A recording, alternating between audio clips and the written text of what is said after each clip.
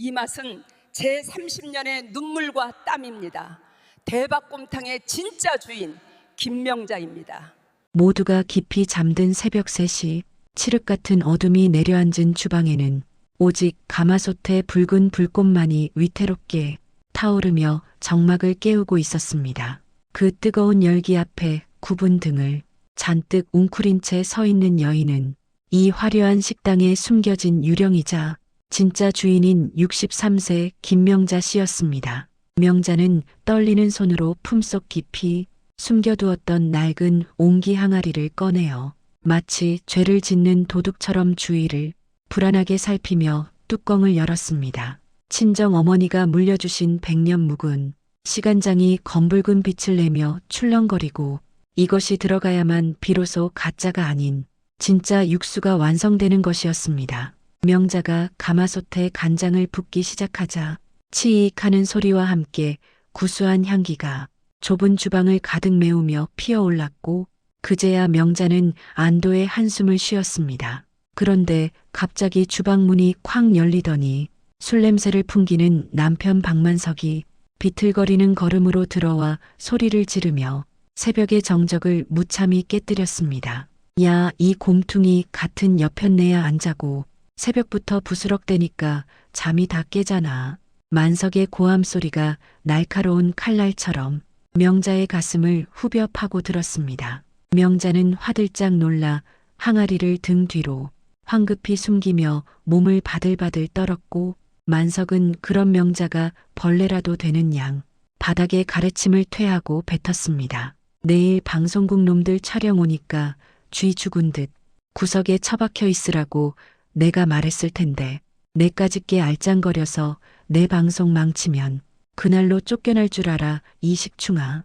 만석은 으름장을 놓고는 다시 방으로 거칠게 문을 닫고 들어가 버렸으나 명자의 가슴에 남은 멍 자국은 지워지지 않는 상처가 되어 남았습니다.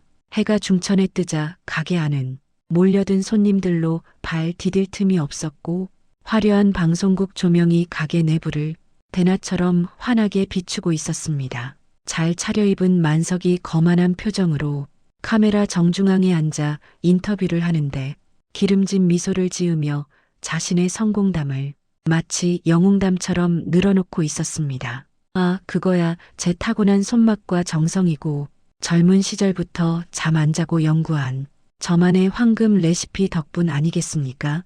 뻔뻔한 거짓말이 술술 흘러나왔습니다. 주방 쪽창 너머로 이 모습을 지켜보던 명자는 기가 막혀서 말문이 막혔으나 밤새 다리가 퉁퉁 붓도록 일한 것은 자신이기에 억울함에 눈시울이 붉어졌습니다.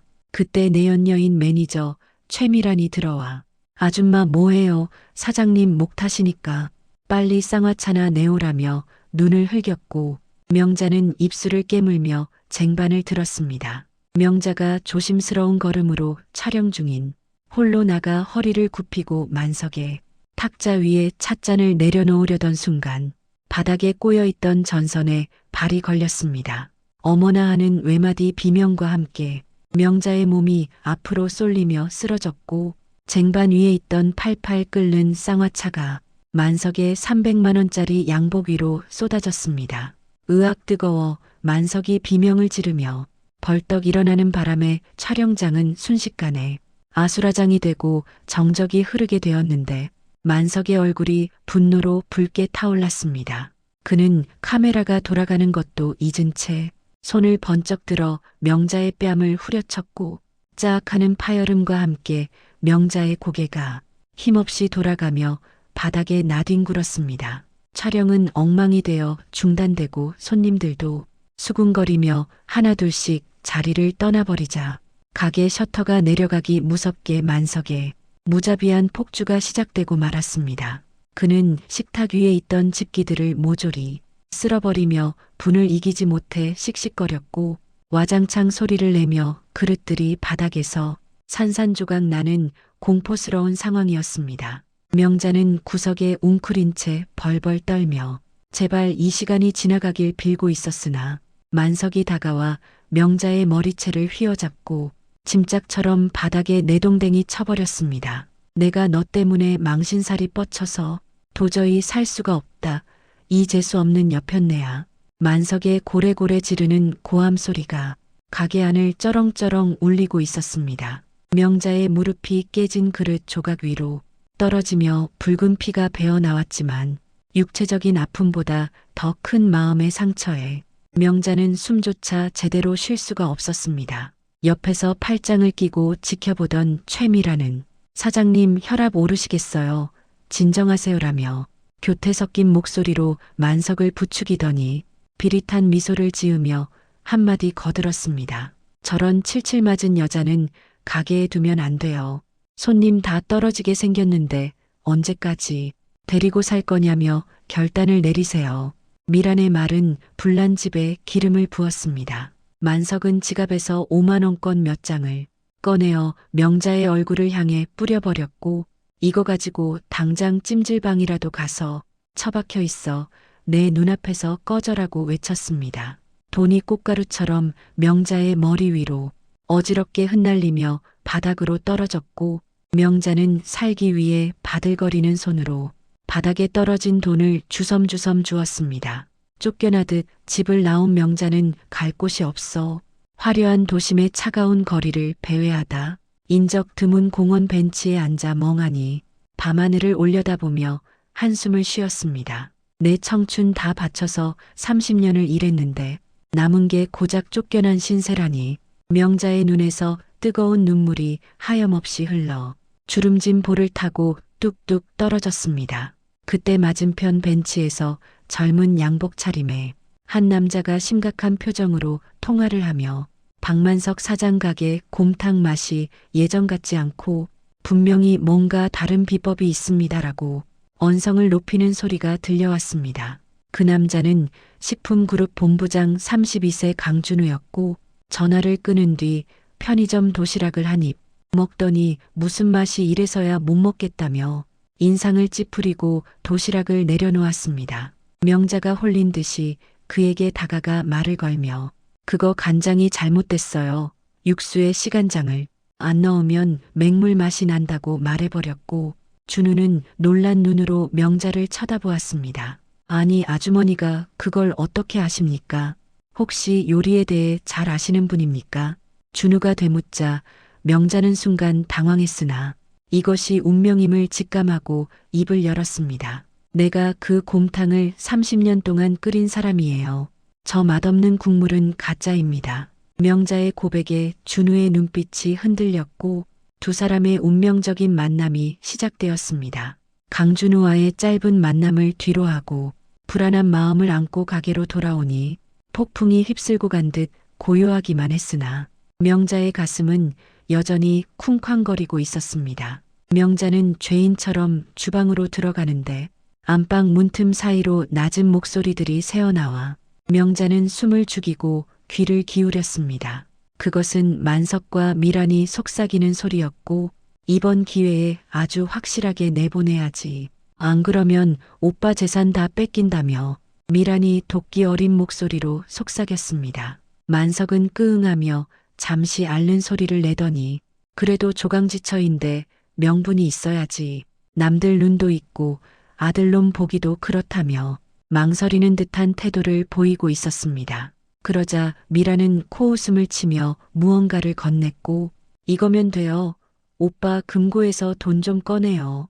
명자 아줌마 장롱 깊숙이 숨겨두면 도둑년으로 몰아세우기 딱 좋다고 말했습니다. 거기에다가 요즘 깜빡깜빡한다고 소문내면 치매 걸려 도벽 생긴 걸로 끝나는 거라며 충격적인 음모를 꾸미고 있었던 것입니다.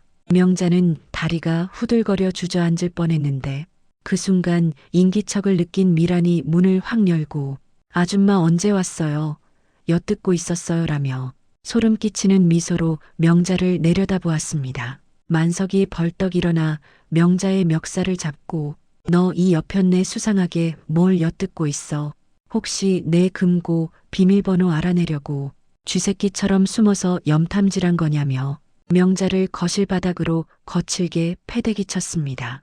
억울함에 입술이 파르르 떨려왔지만 이미 그들의 각본 속에 갇혀버린 명자는 아무 말도 못하고 눈물만 흘렸습니다. 만석은 씩씩거리며 명자에게 삿대질을 했고 내일 아들 민호 오라고 했으니까 가족회의에서 내 죄를 낱낱이 밝혀주마라며 사형 선고와도 같은 으름장을 놓았습니다. 날이 밝자마자 고급 외제 차 한 대가 가게 앞에 거칠게 멈춰서더니 명자가 그토록 애지중지 키운 아들 35세 박민호가 굳은 표정으로 들어왔습니다. 명자는 반가움에 맨발로 뛰어나갔고 민호야 어미는 결백하다. 내가 말 좀 해줘. 내 아버지가 오해를 하고 있다며 아들의 손을 잡고 눈물로 호소했습니다. 하지만 민호는 명자의 손을 매몰차게 뿌리치며 어머니 제발 좀 곱게 늙으세요. 왜 그러세요? 아버지한테 얘기 다 들었어요. 돈 훔치셨다면서요. 하고 싸늘한 눈빛으로 어머니를 쏘아붙였습니다. 명자의 심장이 비수에 찔린 듯 찢어졌는데 만석은 의기양양하게 안방 장롱을 뒤져 미란이 미리 숨겨둔 5천만 원 뭉치를 보란듯이 꺼내어 바닥에 던져버렸습니다. 이것 봐라, 이게 증거가 아니고 뭐냐? 가게 공금에 손을 대서 어디다 빼돌리려고 늙음하게 노망이 나도 단단히 났다며 만석이 고래고래 소리를 지르며 몰아세웠습니다. 미라는 옆에서 거짓 눈물을 훔치는 척하며 사모님 정말 실망이에요. 제가 모른 척하려 했는데 요즘 자꾸 기억력도 깜빡하시고 이상하더라니 치매 검사라도 한번 받아보셔야겠다고 거들었습니다. 두 사람의 완벽한 연기에 속은 민호는 어머니를 경멸 어린 눈빛으로 노려보며 저 사업 자금 필요한 거 뻔히 아시면서 아버지가 저 주시려던 돈을 훔치세요라며 어머니에게 씻을 수 없는 상처를 주었습니다. 정말 실망입니다. 당장 요양원 알아보겠어요. 아들의 입에서 나온 요양원이라는 단어에 명자는 하늘이 무너지는 절망을 느꼈습니다. 내 배 아파 낳은 자식마저 나를 버리는 현실에 명자는 억장이 무너져 숨조차 쉴 수 없었고 떨리는 목소리로 마지막 항변을 했습니다. 내가 만든 육수야. 내가 없으면 가게 망해. 이 가게는 내 피와 땀으로 만든 거야라고 절규하듯 외쳐보았지만 소용이 없었습니다. 만석은 코웃음을 치며 명자를 비웃었고 내가 육수를 만들어 지나가던 개가 웃겠다. 모든 건 내 손맛이고 너는 껍데기일 뿐이야라며 잔인한 말로 명자의 가슴에 대못을 박았습니다. 가족이라는 이름의 잔인한 재판이 끝나고 만석은 명자의 낡은 여행 가방 하나를 거실 바닥에 던져주며 소리를 질렀습니다. 당장 내 집에서 나가 요양원 자리 날 때까지 찜질방을 가든 길바닥에서 자든 알아서 해라며 만석은 무자비한 축출 명령을 내렸습니다.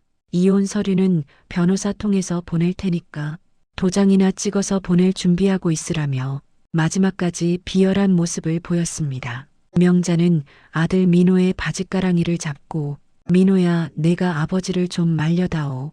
갈 곳 없는 어미를 내가 내칠 셈이냐며 애원하며 눈물로 호소해 보았습니다. 하지만 민호는 돈 욕심에 눈이 멀어 어머니 때문에 저까지 유산 못 받으면 책임지실래요?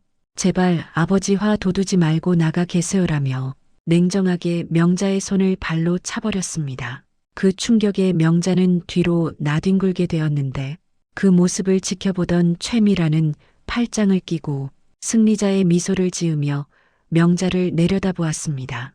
이제 사모님 자리는 제 거니까 넘보지 마세요.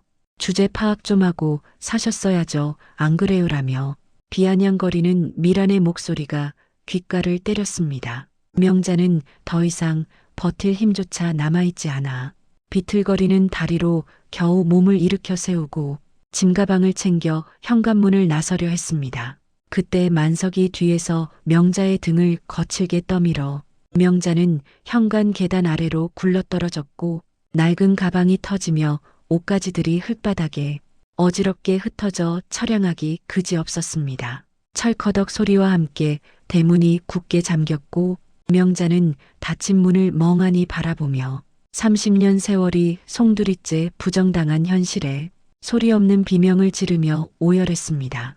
쫓겨난 명자는 갈 곳을 잃고 거리를 헤매다 어느덧 해가 저물어 어둠이 내려앉았고 때마침 추적추적 차가운 겨울비까지 내려 명자의 얇은 옷을 사정없이 적셨습니다. 돈도 없고 휴대폰도 만석에게 빼앗겨 그야말로 세상 천지에 홀로 남겨진 신세라. 명자는 덜덜 떨며 문 닫은 상가 처마 밑에 몸을 웅크리고 앉아 추위를 견뎌야 했습니다. 배고픔보다 더한 배신감과 서러움이 뼛속 깊이 사무쳐 견딜 수가 없었고, 내가 어떻게 살았는데 나한테 이럴 수 있나? 평생을 헌신한 대가가 겨우 이런 것인가 하며 명자의 눈에서 피눈물이 흘러내렸습니다. 그때 저 멀리서 화려한 네온 사인이 번쩍이는 만석의 곰탕집 간판이 눈에 들어왔고, 가게 안은 여전히 손님들로 북적이며 만석과 미란이 웃고 떠드는 모습이 보였습니다. 나를 쫓아내고 저들끼리 희희낙낙하는 꼴을 보니 죽고 싶을 만큼의 분노가 치밀어 올랐는데, 갑자기 명자의 머릿속을 스치는 것이 있었습니다. 그것은 바로 새벽마다 몰래 넣던 시간장. 그 비밀을 아는 사람은 오직 명자뿐이니 이제 곧 저 가게의 맛은 변할 것이고, 그때가 되면 저들도 피눈물을 흘리게 되리라 생각했습니다. 명자는 악에 받친 눈빛으로 가게를 노려보며 내 눈에 눈물 나게 했으니 너희는 피눈물 흘리게 해주마. 이를 득득 깔며 복수를 다짐하게 되었습니다. 차가운 빛 속에서 명자의 눈빛만이 도깨비불처럼 파랗게 타오르고 있었는데, 그때 어둠 속에서 누군가의 검은 구두가 명자의 앞에 멈춰서며 그림자를 드리웠습니다. 괜찮으십니까? 여기서 이러시면 병납니다. 익숙하고 부드러운 중저음의 목소리에 명자가 고개를 들어 위를 쳐다보니 그곳에는 며칠 전 공원에서 만났던 강준우 본부장이 우산을 씌워주며 걱정스러운 표정으로 서 있었습니다. 차가운 빛 속에 쓰러질 듯 위태롭던 명자를 강준우 본부장이 급히 자신의 고급 세단에 태우고 근처 병원 응급실로 향하게 되었는데, 따뜻한 히터 바람이 얼어붙은 몸을 녹였으나 명자의 마음속 한기는 여전히 가시지 않아 덜덜 떨며 창밖만 멍하니 바라보았습니다. 준우는 젖은 명자의 어깨에 담요를 덮어주며 박만석 사장님이 쫓아내신 거 맞습니까? 제가 짐작했던 대로 사모님이 진짜 주인이셨군요. 하고 명자의 억울한 사정을 꿰뚫어 보았습니다. 그 가게 맛의 비결은 사장님이 아니라 어머니 손끝에서 나온다는 걸 저는 알았다며 준우가 확신에 찬 목소리로 위로를 건네자 명자는 눈시울이 붉어져 고개를 떨구었습니다. 처음으로 자신의 가치를 알아주는 사람 앞에서 참았던 서름이 복물 터지듯 터져나왔고 꺼이꺼이 목 놓아 울며 가슴을 쳤습니다. 병원에서 간단한 처치를 받고 링거를 맞으며 명자는 준우에게 지난 30년의 세월과 새벽마다 몰래 넣었던 시간장의 비밀까지 모조리 털어놓으며 한탄을 쏟아냈습니다. 준우는 명자의 손을 꼭 잡고 진지한 눈빛으로 저와 손을 잡으시죠.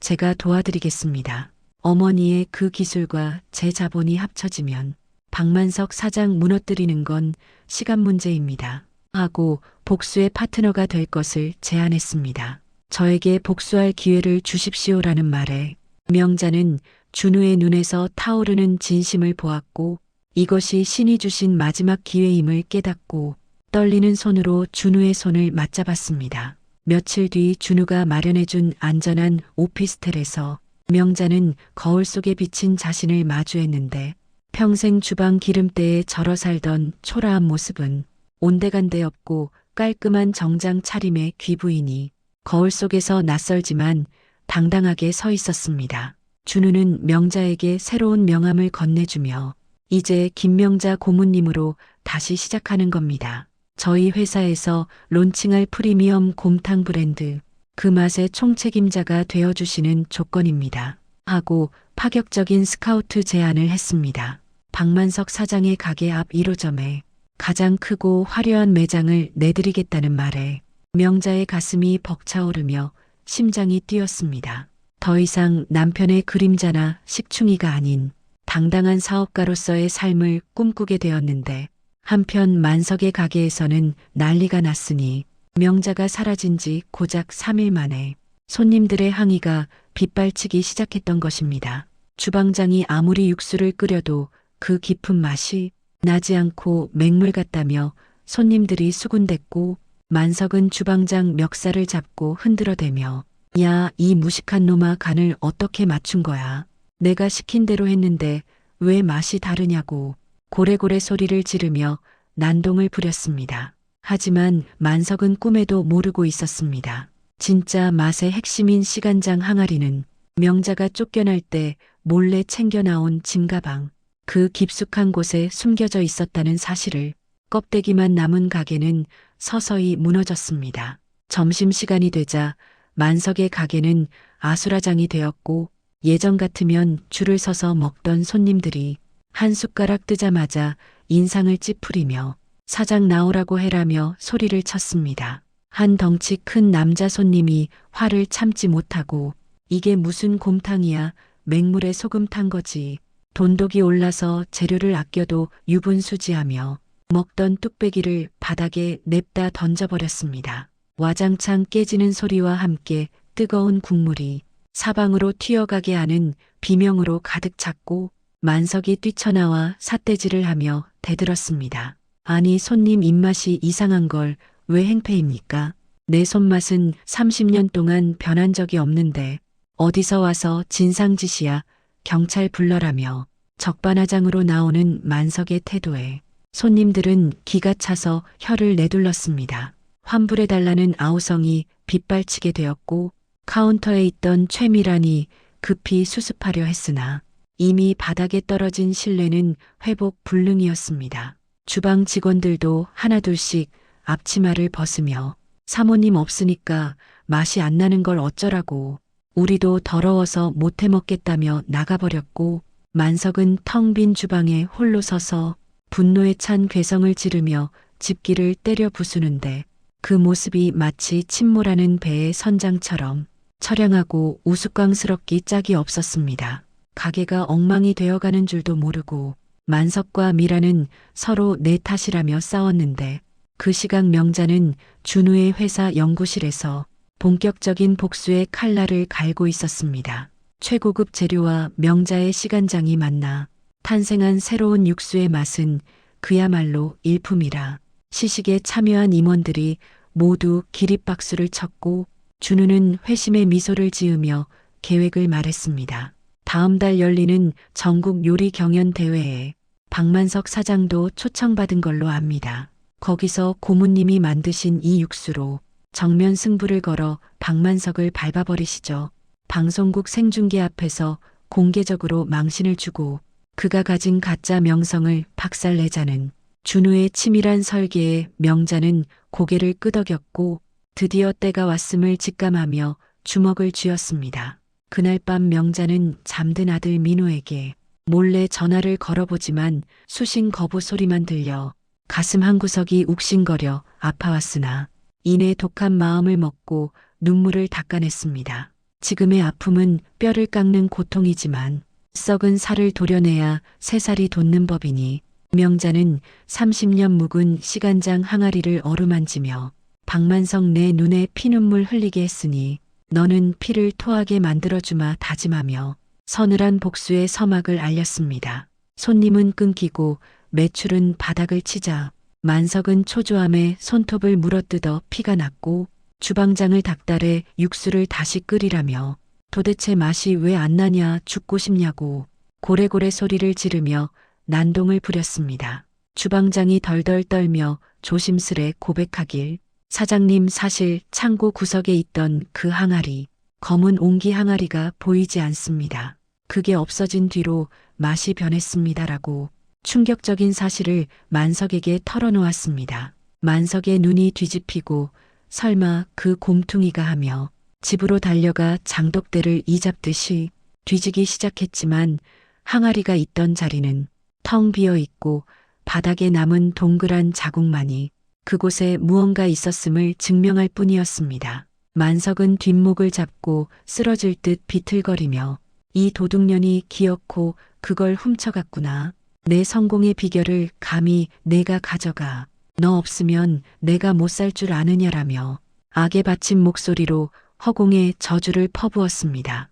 당장이라도 명자를 잡아 죽일 듯이 휴대폰을 꺼내어 전화를 걸어보았지만 없는 번호라는 차가운 안내 멘트만 흘러나와 만석은 휴대폰을 벽에 던져 박살냈고 파편이 사방으로 튀며 그의 분노를 대변했습니다. 미라는 옆에서 안절부절 못하며 발을 굴렀고 오빠 내일이 10억 상금 걸린 요리 대회인데 빈 껍데기만 남은 가게 꼴이 말이 아니에요. 이번에 우승 못하면 우리 진짜 망해요라며 불안에 떨었고 만석의 등에는 식은땀이 흘렀습니다. 결국 만석은 급한 대로 대형마트에서 산 화학 조미료를 가방 가득 챙겨 넣으며 이걸로라도 맛을 내야 해. 아무도 모를 거야.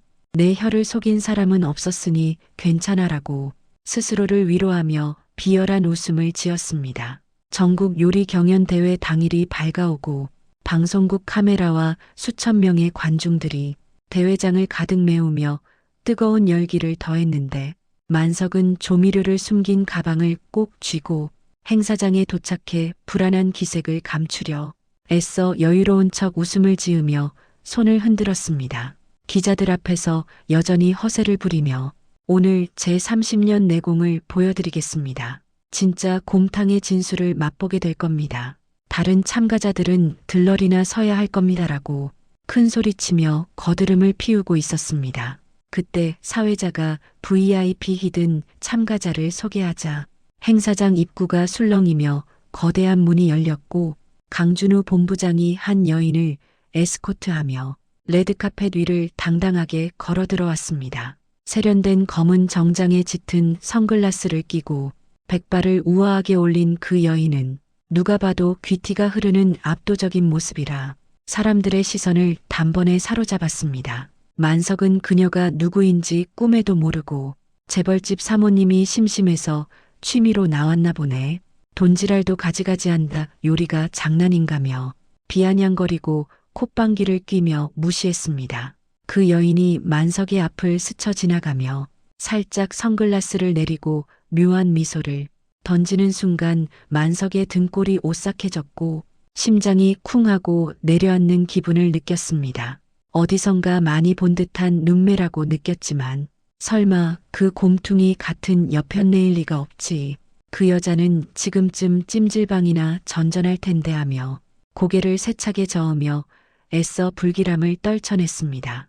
드디어 경연 시작을 알리는 종이 울리고 참가자들은 일제히 재료를 손질하기 시작했는데 만석은 마음이 급해 허둥지둥대다가 몰래 챙겨온 조미료 봉지를 꺼내어 육수통에 털어넣으려 시도했습니다. 그때 심사위원의 날카로운 눈빛과 마주쳐 화들짝 놀라 조미료 봉지를 바닥에 떨어뜨리고 하얀 가루가 바닥에 흩뿌려지자 식은땀을 줄줄 흘리며 당황하고 말았습니다.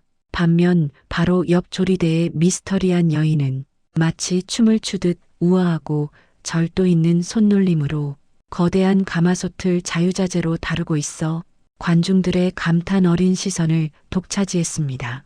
그녀가 마침내 육수 뚜껑을 여는 순간 행사장 전체에 깊고 진한 향기가 퍼졌고 그 냄새는 만석이 30년 동안 맡아왔던 바로 그 대박집 곰탕의 진짜 냄새라 만석은 홀린 듯 고개를 획 돌리게 되었습니다. 저 냄새는 분명 우리 집 시간장 냄새인데 어떻게 저 여자가 저 냄새를 풍기는 거지.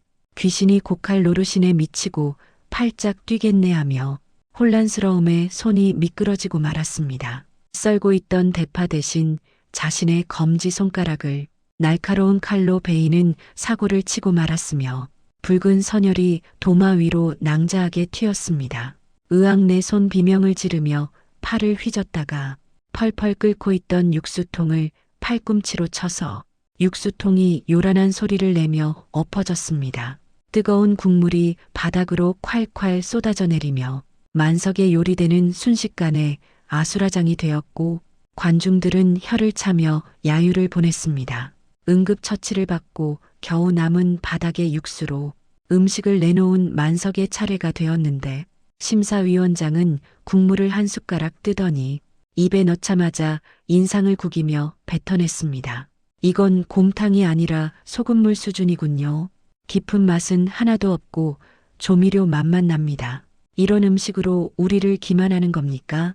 혹시 이게 그 유명한 대박집 맛입니까? 라며 독서를 퍼붓자 만석의 얼굴은 흑빛이 되었습니다. 쥐구멍이라도 찾고 싶은 심정이 되었는데 이어지는 순서는 바로 그 의문의 여인, 그녀가 단아한 모습으로 뚝배기를 내놓자 심사위원들은 국물을 맛보고 눈을 번쩍 떴습니다. 입안에서 폭죽이 터지는 듯한 감칠맛입니다. 이것이야말로 잃어버린 한국의 맛입니다. 도대체 어떤 비법을 쓰셨길래 이런 맛이 납니까? 극찬이 쏟아지자 장내가 술렁이게 되었습니다. 그제야 여인은 천천히 선글라스를 벗으며 마이크를 잡고 떨리는 목소리로 말했습니다.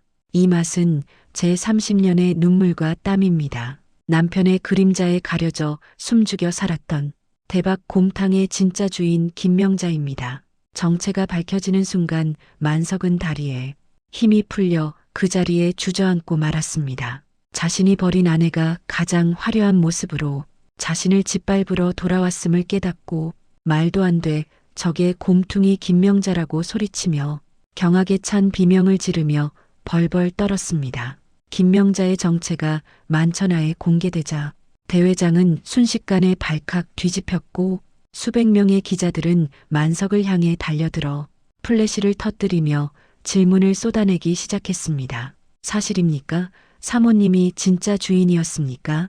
30년 맛집의 비결이 거짓이었습니까? 라는 질문에 당황한 만석은 식은땀을 비오듯 흘리며 아닙니다.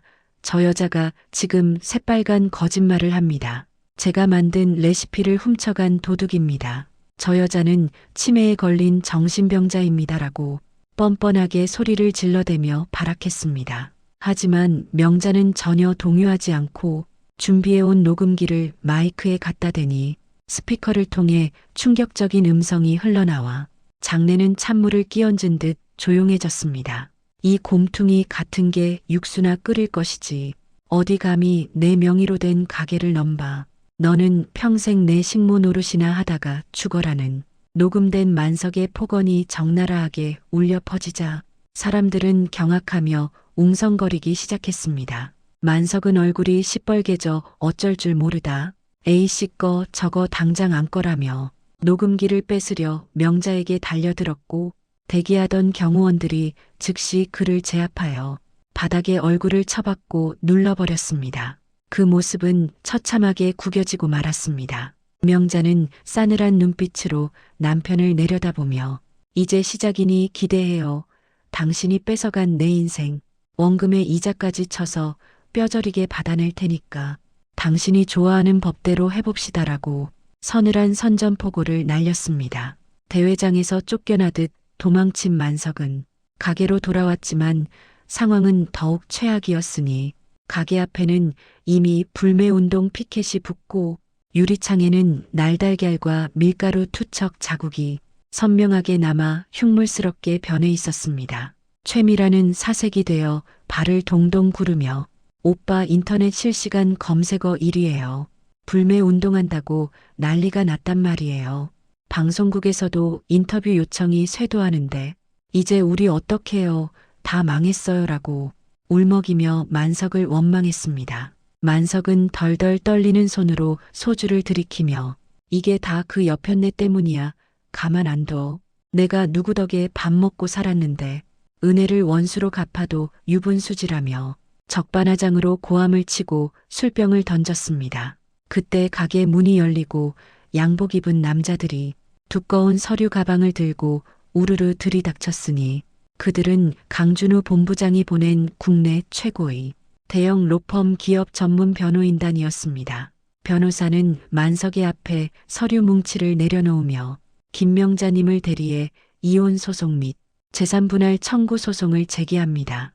여기 소장에 서명하시고 준비하십시오라고 감정 없는 차가운 목소리로 통보했습니다.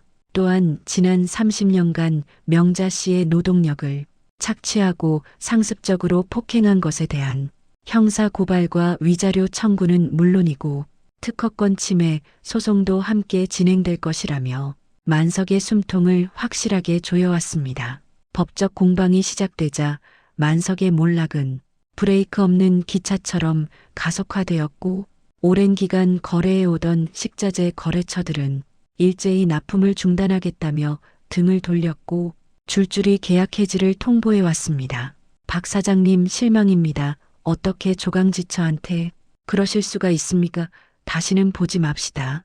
거래처 사장들의 비난이 빗발쳤습니다. 만석은 급한 불이라도 꺼보려 했으나 통장은 이미 가압류가 걸려 묶여 있었고 카드조차 정지되어 단돈 1만 원도 쓸 수 없었으며 믿었던 내연녀 최미란조차 눈빛이 변해 슬금슬금 뒤로 물러나기 시작했습니다. 미라는 짐을 싸들고 몰래 나가려다 만석에게 딱 걸려 멱살을 잡히고 말았는데 이 나쁜 년아 내가 나를 부추겼잖아.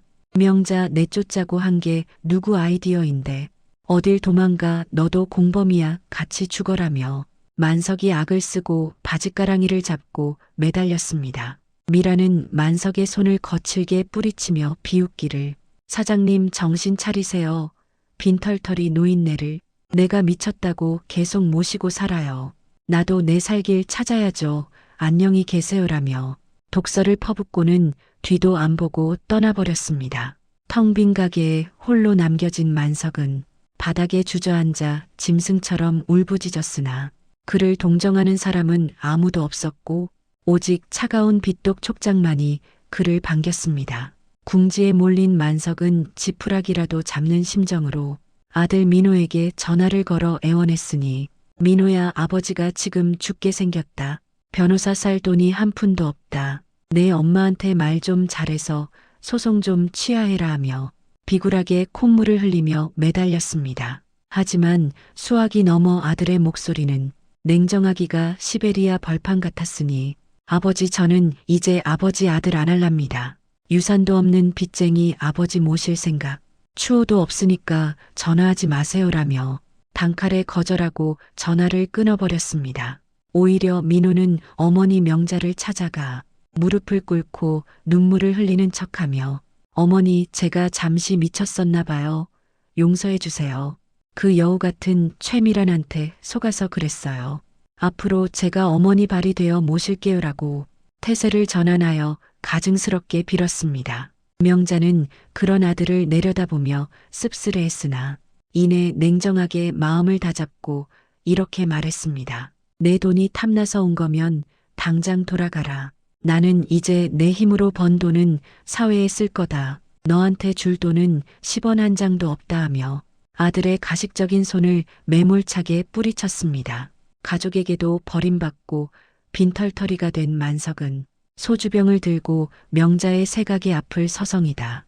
행복하게 웃으며 손님을 맞는 명자의 모습을 보게 되었고 그제야 자신이 잃어버린 것이 무엇인지 뼈저리게 후회하며 가슴을 치고 땅을 쳤으나 이미 엎질러진 물은 주워 담을 수 없었습니다. 모든 것을 잃고 이성을 잃은 만석은 술에 잔뜩 취해 비틀거리는 걸음으로 명자의 성업 중인 새 가게를 찾아갔고 대기줄이 길게 늘어선 손님들을 밀치며 다 비켜라 내가 여기 사장 남편이다. 내 마누라가 차린 가게니 내 가게다라고 고래고래 소리를 지르며 난동을 부렸습니다. 가게 안으로 들어선 만석은 명자를 보자 눈이 뒤집혀 계산대로 달려들었으며 야, 이 도둑년아 내 돈으로 차린 가게지. 당장 돈 내놔. 내가 굶어 죽게 생겼다. 내 목 내놓으란 말이다며 금전 등록기를 부수려 주먹을 휘두르고 행패를 부렸습니다. 하지만 명자는 눈 하나 깜짝하지 않고 침착하게 비상벨을 눌러보안 요원을 호출했으며 당신은 이제 내 남편이 아니라 범죄자야. 업무 방해죄로 감방 가고 싶어 환장했냐? 더 추해지기 전에 당장 나가라고 싸늘하게 쏘아붙이며 만석을 노려보았습니다. 곧이어 들이닥친 건장한 보안 요원들이 만석의 양팔을 뒤로 꺾어 제압했고 의학 이거 안나 내가 누군지 알아. 나 박만석이야. 이 가게 주인이라고라며 만석이 발버둥 쳤지만 소용이 없었습니다. 보안 요원들은 만석을 짐짝처럼 들어올려 가게 밖 차가운 아스팔트 바닥으로 인정사정 없이 내동댕이 쳐버렸습니다. 구경하던 손님들은 그 모습을 스마트폰으로 찍으며 저 사람이 전 남편이래 꼴 좋다고 손가락질하며 비웃음을 날려주었습니다. 거리로 쫓겨난 만석은 코피를 흘리며 비참한 몰골로 바닥을 기어다녔고 지나가는 사람들이 던지는 멸시의 시선에 쥐구멍이라도 찾고 싶은 심정이었습니다. 그때 고급 세단 한 대가 미끄러지듯 서더니 강준우 본부장이 차에서 내려다가왔고 만석을 내려다보며 싸늘한 미소를 지으며 박만석 씨 아직도 상황 파악이 안 됩니까? 당신 가게는 이미 부도 처리되었습니다. 채권자들이 당신 찾으러 다니고 있습니다라고 잔인한 현실을 친절하게 알려주었습니다. 만석은 준우의 바짓가랑이를 잡고 늘어지며 강 본부장 나 좀 살려줘 한 번만 봐줘. 내가 다 잘못했어. 명자 좀 만나게 해줘. 제발 우리 사이에 이러면 안 되잖아라며 비굴하게 눈물을 흘리며 애원했습니다. 하지만 준우는 더러운 것이 묻었다는 듯 만석의 손을 구두 끝으로 툭 쳐내며 법원에서 백조 위자료 청구 소송 판결이 내일 나온다고 하니 기대하셔도 좋습니다. 아마 평생 감옥에서 썩게 될 겁니다라고 냉정하게 말하고는 차에 올랐습니다. 만석은 멀어지는 차를 보며 땅을 쳤고 후회해봤자 이미 엎질러진 물이라는 것을 뼈저리게 느끼며 짐승처럼 절규했습니다. 드디어 운명의 판결 날이 밝아왔고 법정은 기자들과 방청객들로 가득 찼으며 피고석에 앉은 만석은 죄수복 같은 허름한 옷을 입고 고개를 숙이고 있었습니다.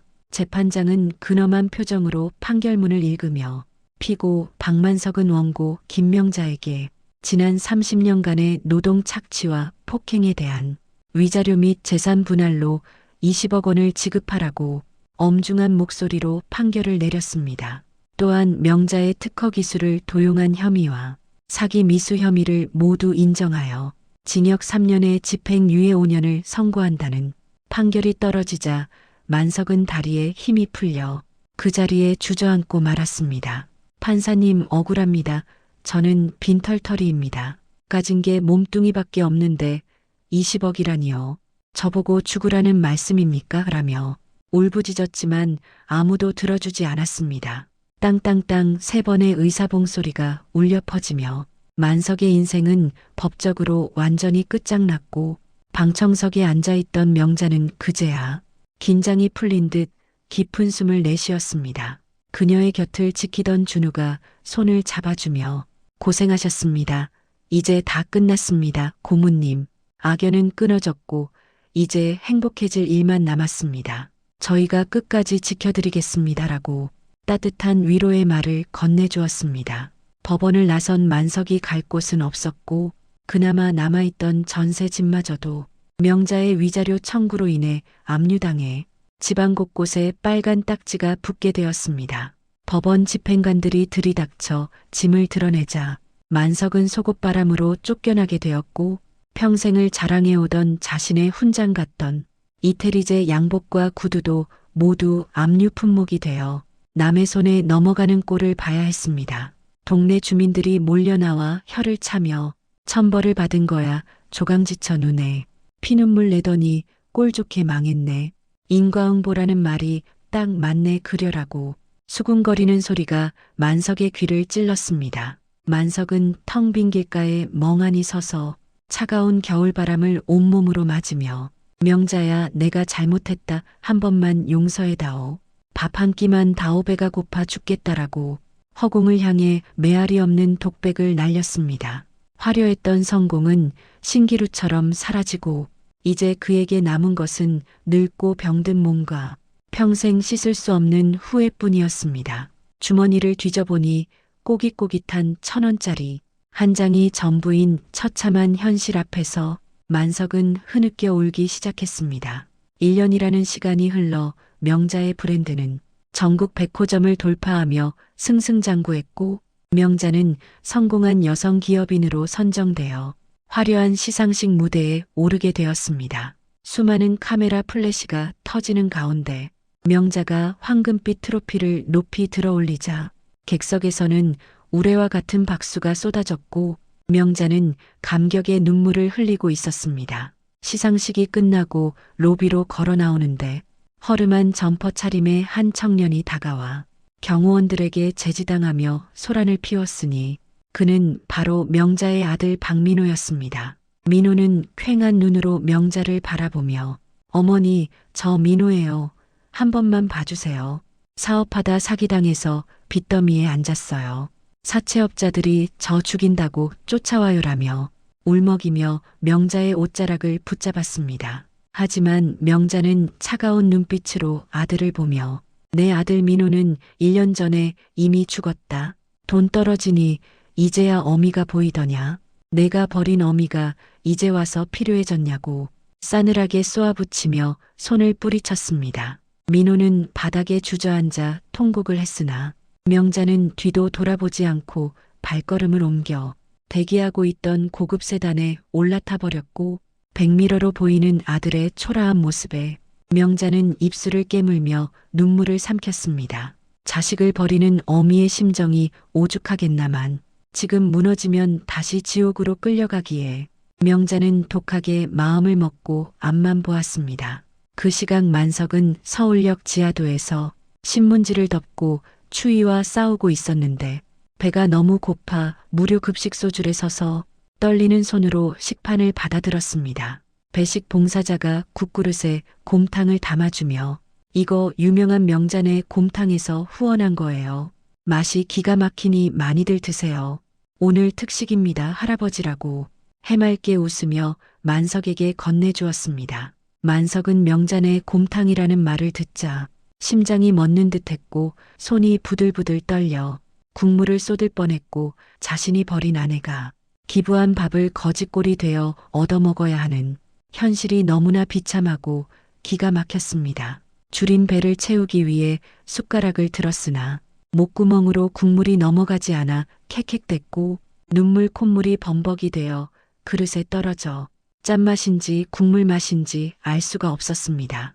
옆에 있던 노숙자가 만석을 툭 치며 아저씨 안 먹을 거면 놔줘요. 이 귀한 걸 왜 제사를 지내고 있어라며 만석의 식판을 뺏어가 후루룩 마셔버렸습니다. 만석은 뺏긴 식판을 멍하니 바라보다가 내 거야, 내 마누라가 만든 내 밥이야. 돌려줘, 이 도둑놈들아라고 미친 사람처럼 소리치며 허공을 휘저었지만 돌아오는 것은 사람들의 조소뿐이었습니다. 그는 차가운 바닥에 웅크리고 앉아 명자야 내가 잘못했다. 내가 죽일 놈이다.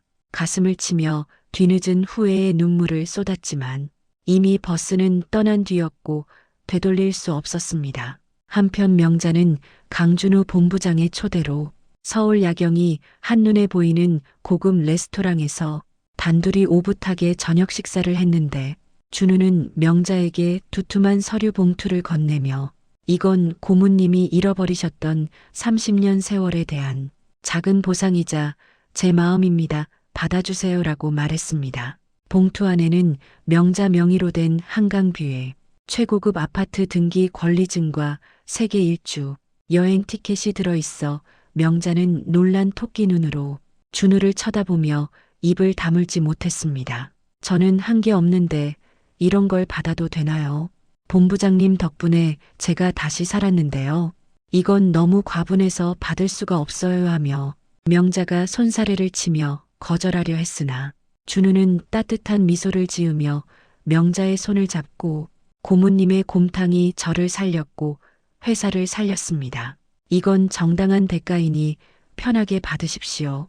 어머니처럼 모시고 싶은 제 욕심입니다라고 정중하고 단호하게 명자를 설득했습니다. 명자는 고마움에 눈시울이 붉어졌고 창밖으로 보이는 화려한 야경을 바라보며 지긋지긋했던 가난과 폭력의 굴레에서 벗어나 진정한 자유를 얻었음을 실감하게 되었습니다. 이제 제 인생을 살아도 되는 거겠죠. 누구의 아내도 엄마도 아닌 김명자로요. 명자의 독백에 준우가 고개를 끄덕였고 두 사람의 와인잔이 부딪히는 맑은 소리가 새로운 미래를 축복해주는 듯 했습니다.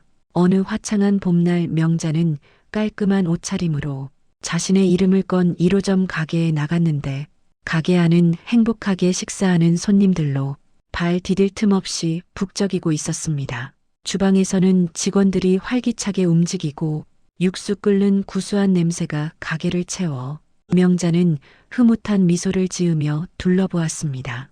그때 가게 밖 유리창 너머로 웬 노인이 남루한 행색으로 안을 들여다보고 있었는데 그는 다름 아닌 폭삭 늙어버린 만석이었습니다. 만석은 화려하게 성공한 명자의 모습과 자신이 섰던 카운터에 앉아있는 명자를 보며 망감이 교차하는 표정으로 서 있었습니다.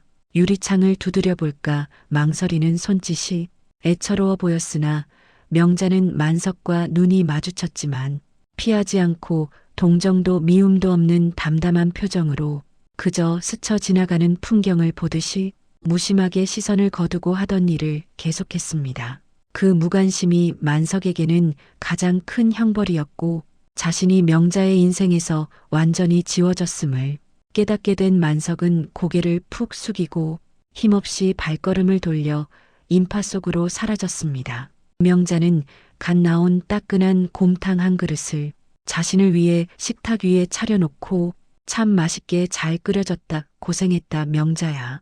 스스로를 다독이며 국물을 한술 떴습니다. 30년 만에 처음으로 온전히 자신만을 위해 차린 밥상이자 승리의 만찬이었습니다.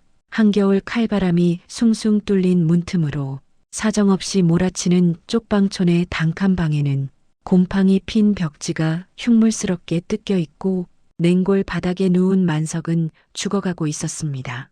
폐렴이 악화되어 숨을 쉴 때마다 가래 끓는 소리가 그르렁거리며 울렸고 기침을 할 때마다 붉은 피가 섞인 침이 누런 장판 위로 튀어 비참함을 더했습니다.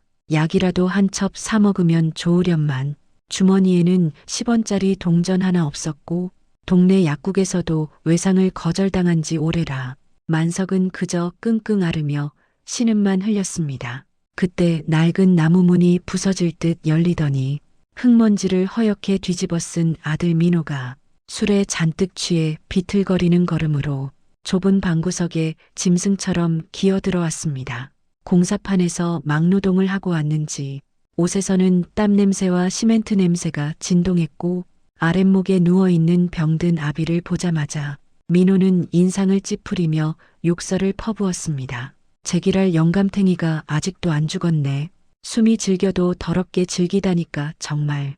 당신 병수발 드느라 내 등골이 휜다며 민호가 바닥에 가래침을 퇴뱉었습니다. 만석은 타는 듯한 갈증에 입술이 말라 떨리는 손을 내밀며 물을 찾았는데 민호야 목이 타서 죽을 것 같다. 물 한 잔만 다오 제발 부탁이다라고 아들에게 비굴하게 애원할 수밖에 없었습니다. 하지만 민호는 발로 물병을 걷어차 버리며 바닥에 물이 흥건하게 쏟아지게 만들었고 나한테 해준 게 뭐가 있다고 물 타령이야.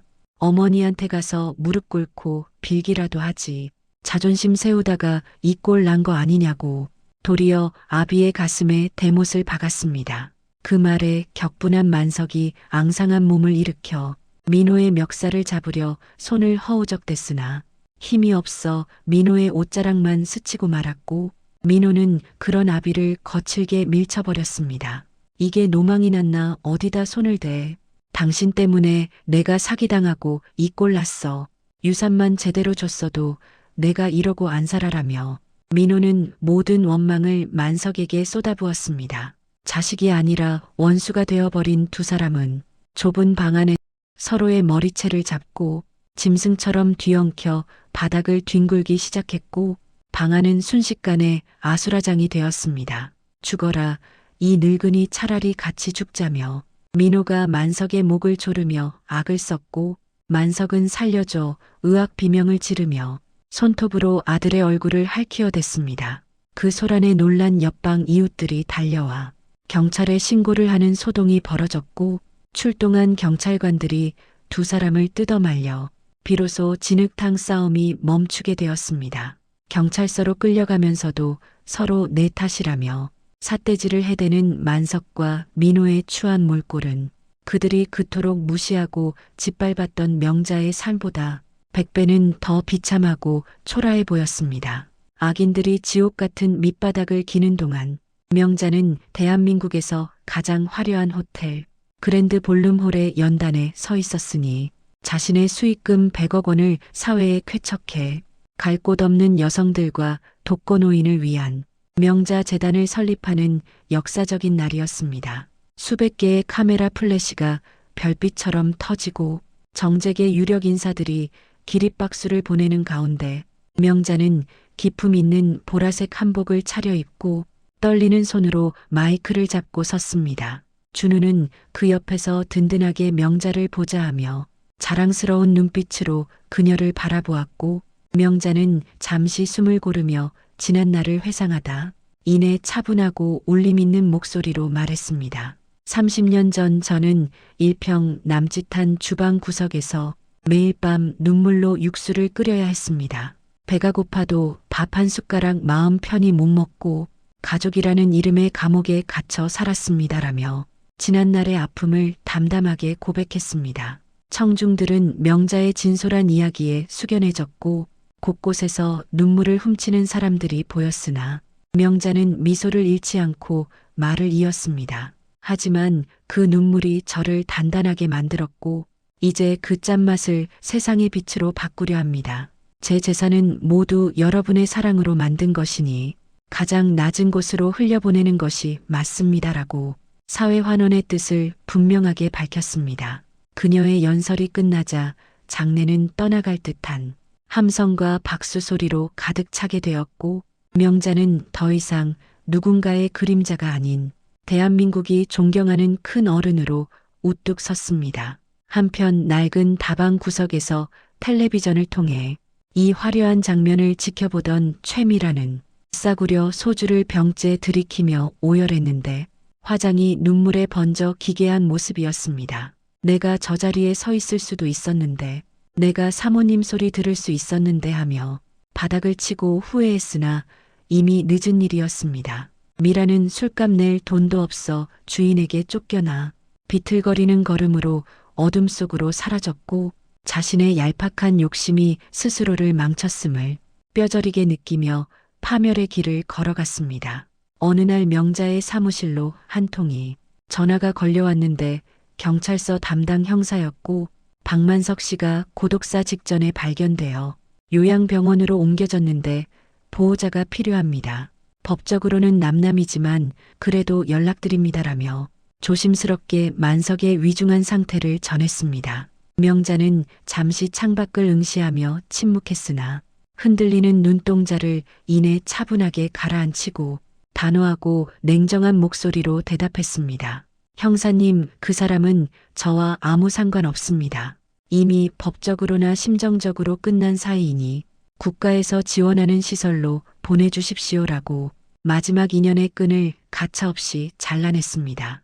장례도 치르지 않을 생각이니 연락 마세요라며 수화기를 내려놓는 명자의 손끝이 미세하게 떨렸으나 후회는 없었습니다.